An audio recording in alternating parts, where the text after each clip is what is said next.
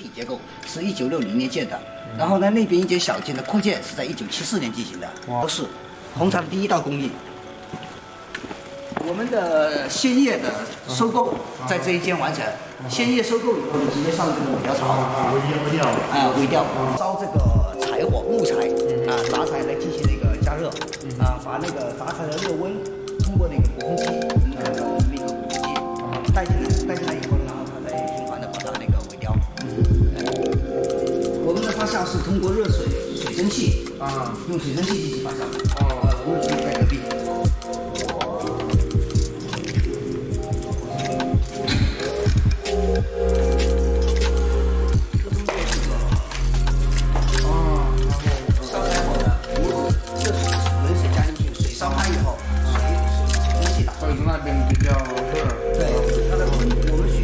湿度通过这个来掌控，这样就感觉到那个绿茶这个这边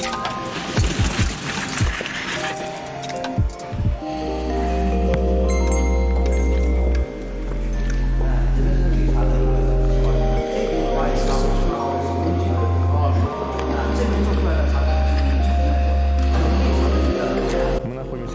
Hello, dear friends. We're in Jiangxi province. Originally, we came here for our porcelain business. However, our friends who make Fuliao Hongcha, red tea, were nearby, so we've decided to pay them a visit. The factory is located in the Jingdezhen suburbs. It took us 2 hours to get here. This tea factory was founded in the 1960s and was one of the first in China. This machine next to me was built in the early 60s and is used for the production of red tea.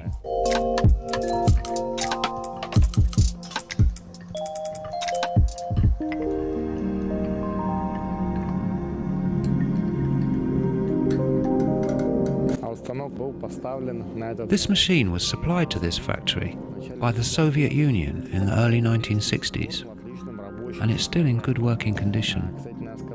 I was told that this machine is kept in working order because of modern Chinese spare parts. They learnt how to repair the machine because they had to maintain it themselves. It's worth noting that the preservation of old machinery aligns with the Chinese concept of Baohu, respect for antiquity. The old traditions and objects should be respected and preserved. The Chinese are proud to have an antique factory, a factory that was founded in the times of Mao Zedong. Outside there are memorial tablets with the foundation date. Each production unit has its own story, from where it came from, etc. It's considered that the preservation of old buildings and old machinery and production techniques, and even the old technologists who've been working at this factory for decades, is very important to the Chinese, because it fits into the Chinese concept of respect for antiquity. Thus this is a showpiece factory, which preserves the tradition of red tea production. I'm standing in between two conveyor lines for finishing tea.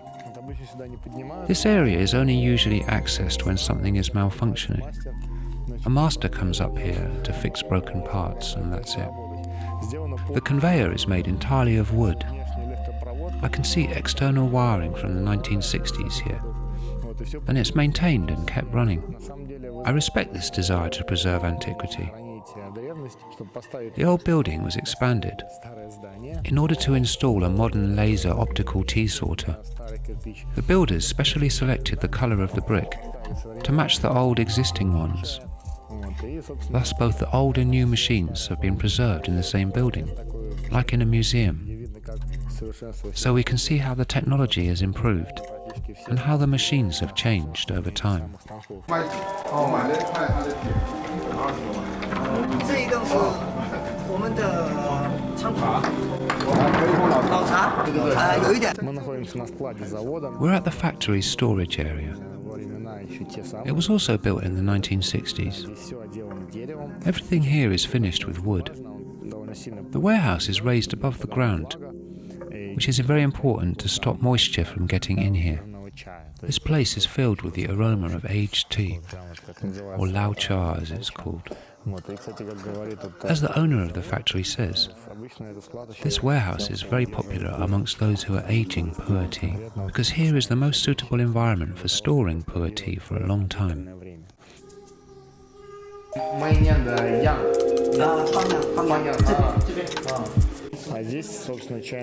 Here is a tea laboratory.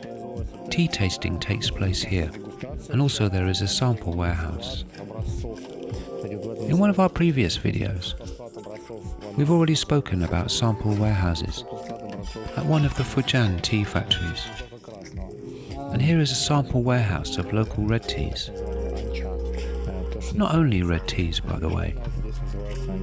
They also make green tea, and also the so-called ancha. It's known as hei cha, dark tea in other provinces. It's a tradition to make hei cha, not only in Luan and Anhui, but also in Jiangxi in small quantities.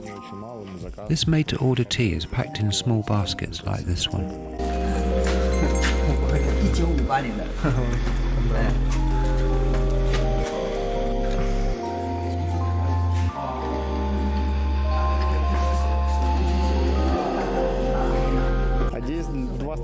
In this room, there are 2 tea rolling and twisting machines,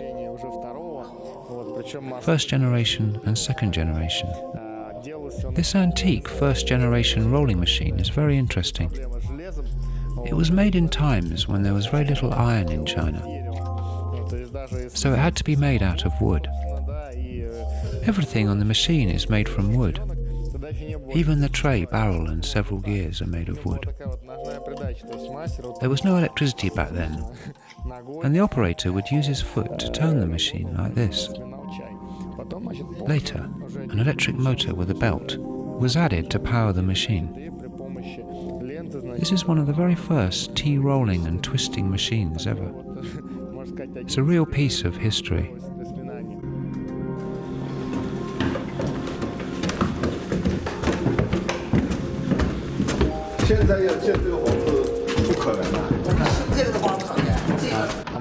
We're now in one of the buildings where manual sorting takes place. Manual sorting has remained to this day. The building has been preserved since 1958. Only some of the wooden parts were repainted here. Floorboards have been worn smooth, but they're still doing their job. And this is an air conditioner of the 1950s. It's really hot here during the spring and summer. Right now it's early December, and now it's 10 degrees Celsius outside. When it's too hot, it can be open like this, and when it's too cold, closed in the same way. The portrait of Mao Zedong is still here from those days, the days of the Cultural Revolution.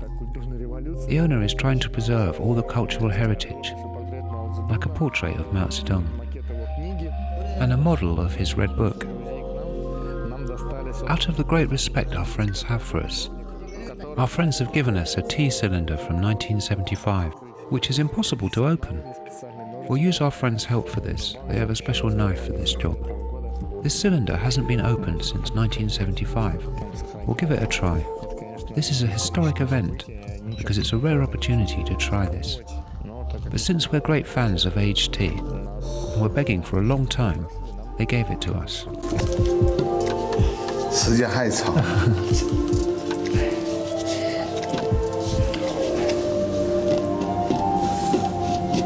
好吧。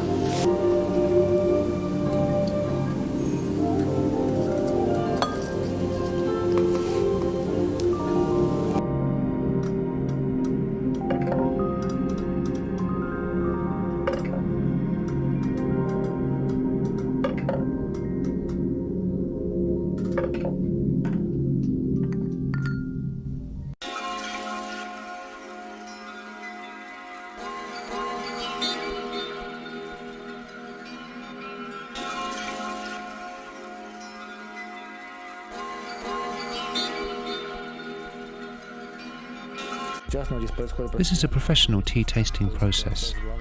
The senior technologist, who's been working at this factory since 1975, has weighed 3 grams of different tea fraction on hand scales, from high-grade whole leaf tea to tea powder, and brews the tea in government-certified special cups for 5 minutes. After that, the tea can be tasted.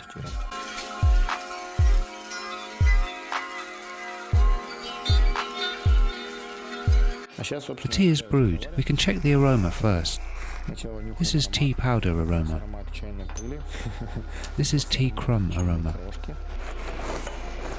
And this is the aroma of broken leaf. The aroma of this one is better and cleaner. You can tell the difference. This is aroma of high-grade leaf, gong fu cha. It's the same raw material, but the aroma is completely different, so the fraction matters.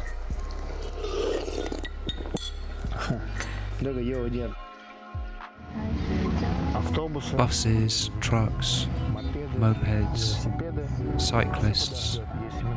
They can all wait if I need to make a turn in one-lane traffic by crossing a solid double line and putting the car in reverse afterwards. This illustrates traffic in China. Our driver is a great representative of this. We've come to Nanchang City. Our friend has a small tea shop here. He decided to give us a tour. Usually it has no point at all, but it's quite fun. But that's not the point. The point is that driving in China will shock anyone who's driven in any other country because of the calmness of their reaction. I'm amazed by their reaction. If you almost hit a bus at 80 kilometers an hour, it will cause a bit of honking and nothing else. Just a little beep beep and that's it. If you go on the opposite lane and someone crosses the road where there's no traffic light, it's absolutely fine. It doesn't surprise anyone at all. Everyone's very relaxed about it. Their reaction is completely indifferent. Simply relax. Nothing more. Enjoy your tea.